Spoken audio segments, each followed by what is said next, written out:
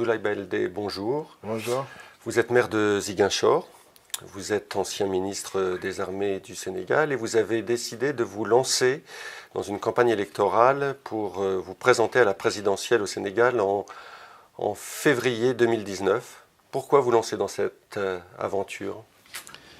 Bon, si c'est une aventure, ça n'est une peut-être, mais en fait, mon engagement au service de mon pays date de très longtemps, depuis, je veux dire que ma candidature est la suite logique de cet engagement au service de mon pays.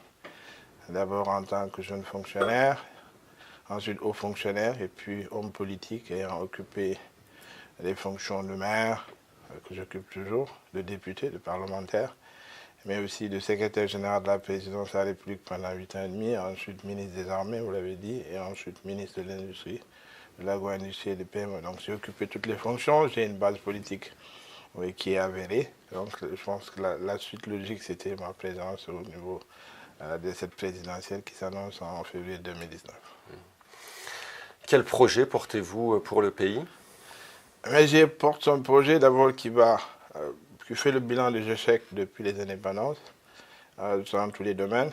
Je pense que notre pays est en pleine crise des valeurs, crise institutionnelle, crise économique. Donc nous avons fait un programme qui embrasse tous ces domaines, que ce soit au niveau des institutions. Donc nous avons tout faire pour que les institutions reflètent notre niveau d'avancée démocratique. Le Sénégal a toujours été une démocratie en Afrique. Ces valeurs démocratiques sont aujourd'hui bafouées, les libertés individuelles sont bafouées, les libertés politiques, certains de mes collègues hommes politiques sont aujourd'hui en prison, d'autres sont exilés. Donc il est important de réconcilier les Sénégalais avec eux-mêmes, de les réconcilier avec la pratique politique saine. Et donc nous avons tout un programme de réforme des institutions, des rapports entre le Parlement et l'exécutif, de réforme de la justice qui est aujourd'hui au cœur du débat politique au Sénégal, parce que pour la plupart des hommes politiques, la justice est instrumentalisée. Je pense qu'il faut une justice saine, il faut une justice indépendante pour que ce soit, en tout cas c'est la garantie de tout développement. Même les investisseurs ont besoin d'une justice indépendante, une justice qui n'est pas manipulée. Donc la sécurité juridique est fondamentale pour mon développement.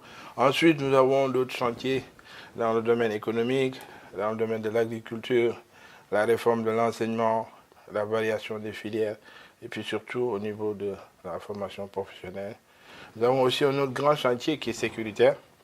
Vous savez qu'il y a de nouveaux défis sécuritaires en Afrique de l'Ouest, mais aussi un défi sécuritaire qui nous concerne, c'est le conflit en Casamance qui date depuis des années 1980 et qui perdure. Donc il n'y a pas eu de volonté politique affirmée pour résoudre ce phénomène, ce problème qui dure et qui empêche le développement de tout le Sénégal. Parce que la Casamance a toujours été considérée comme le grenier du Sénégal. Et par conséquent, tout conflit qui perdure dans cette partie du Sénégal mine le développement de notre pays.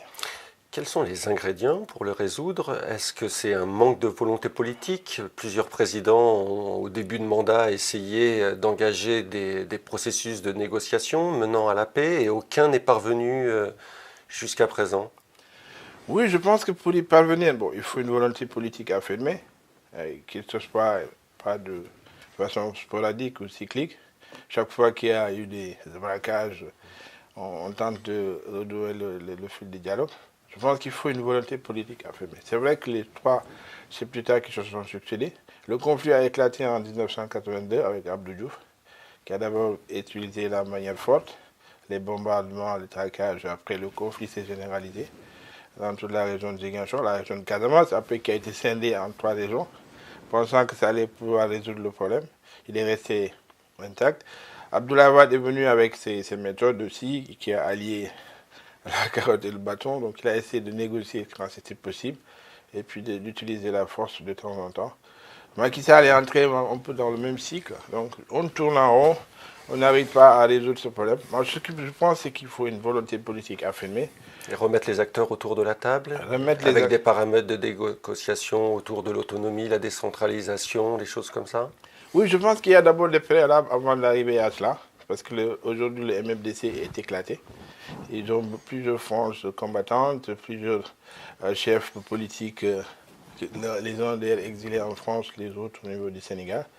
Donc il faut d'abord parvenir à renégocier, à réunifier toutes ces factions du MFDC, qu'elles soient combattantes ou politiques.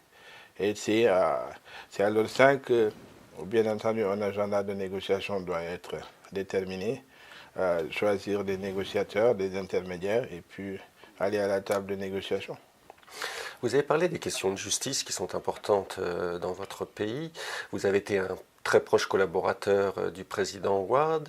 Que vous inspire le fait que son fils soit interdit de se présenter à la présidentielle pour le moment, ou qu'un autre candidat, Khalifa Sall, maire de Dakar, ne puisse pas aussi participer? Oui, c'est ce que j'ai décrié tantôt quand j'ai commencé cette interview. C'est l'utilisation de la justice à des fins politiques. Karim Wade a été condamné sur des bases fallacieuses en invoquant un principe de culpabilité, parce qu'on a créé une cour de justice qui s'appelle la Cour de répression de l'enrichissement illicite, qui malheureusement renverse la charge de la preuve. Vous avez une belle veste, on vous dit vous l'avez volé, je prouvais que vous ne l'avez pas fait. Donc c'est une présomption de culpabilité à la place de la présomption d'innocence. D'ailleurs, c'est pour ça qu'en France, ils n'ont jamais pu exécuter ces jugements, parce que le droit positif français ne le reconnaissait pas. Donc Khalifa Sall, c'est dans la même chose. Vous savez que dans un procès pénal ou civil, il y a toujours les faits, mais aussi la procédure. Donc le code de procédure pénale a été violé, les délais n'ont pas été respectés, les droits de la défense et les droits et libertés fondamentales qui sont les droits à un procès équitable ont été bafoués pour ces deux. Donc c'est ce qui fait que tout le monde pense que c'est un procès politique, qu'on a essayé d'écarter les adversaires gênants. C'est ça qui est répandu. D'ailleurs, chaque fois qu'on est allé au niveau supranational, que ce soit dans les... Vous avez été condamnés. Ils ont été condamnés. On a jugé que la détention a été arbitraire. Donc, par conséquent, c'est un problème. Donc, on l'a compris, vous demandez des élections les plus inclusives possibles. Un dernier mot, le Sénégal va devenir producteur de gaz et de pétrole. Ça va changer fortement la donne politique et économique du pays. Est-ce une malédiction ou est-ce que ça peut être une chance pour le pays? Ça peut être les deux. Si on ne prend pas les gardes, ça peut être une malédiction. Mais je pense que c'est une chance. Il faudra la saisir. Il faut saisir toutes les opportunités, prendre toutes les garanties, former les jeunes Sénégalais au métier de l'hydrocarbure, mettre en place des mesures juridiques qui garantissent que les revenus de ces produits pétroliers puissent profiter à l'économie du pays. Mais sinon, on va aller de malédiction en malédiction, comme dans les autres pays. Mais je considère qu'il faut des hommes politiques d'un certain caractère, des hommes politiques nouveaux, qui pourront nous permettre, en tout cas, qui pourront permettre au Sénégal de profiter pleinement de ces ressources. Merci beaucoup, Monsieur le Ministre. Merci.